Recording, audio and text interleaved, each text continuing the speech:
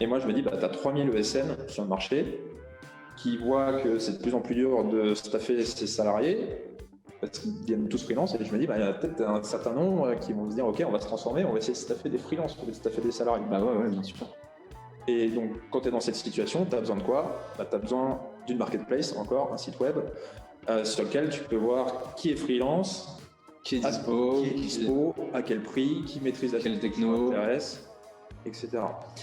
Donc toi, les ESN se connectent chez toi et viennent choisir.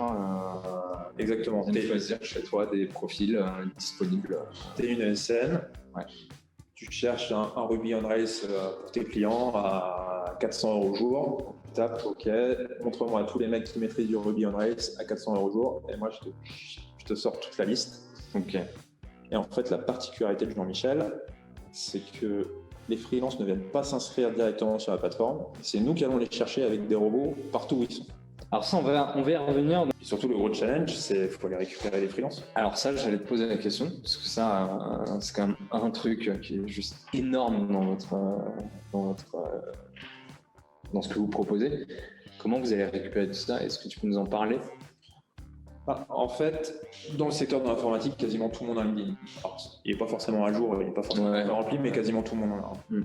Donc on se dit, OK, il y a un LinkedIn, il y a X millions d'utilisateurs dessus. Là-dedans, on sait qu'il y a les 100 000, 150 000 freelances qui nous intéressent. Il faut qu'on les identifie.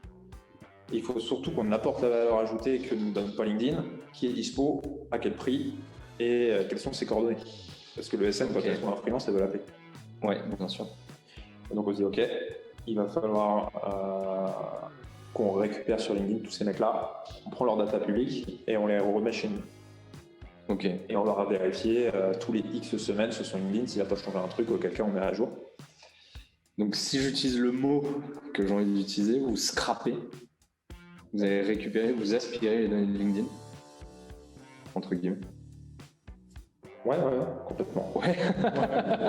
Non, mais j'aime bien ce mot parce que c'est dans l'apprentissage du wagon, c'est une étape. Il y a cette partie-là. Donc, j'utilise ce mot-là, mais il est fort. Alors, bien sûr, après, vous triez derrière, il y a un gros boulot. En fait, ce qui est intéressant, c'est en gros, le nerf de la guerre chez nous, c'est qui est disponible pour une mission. Si tu n'as pas envie d'appeler un freelance qui va te raccrocher au nez en te disant attends, je suis chez un client depuis 3 mois, ma mission elle dure encore 1 an, arrête de m'embêter.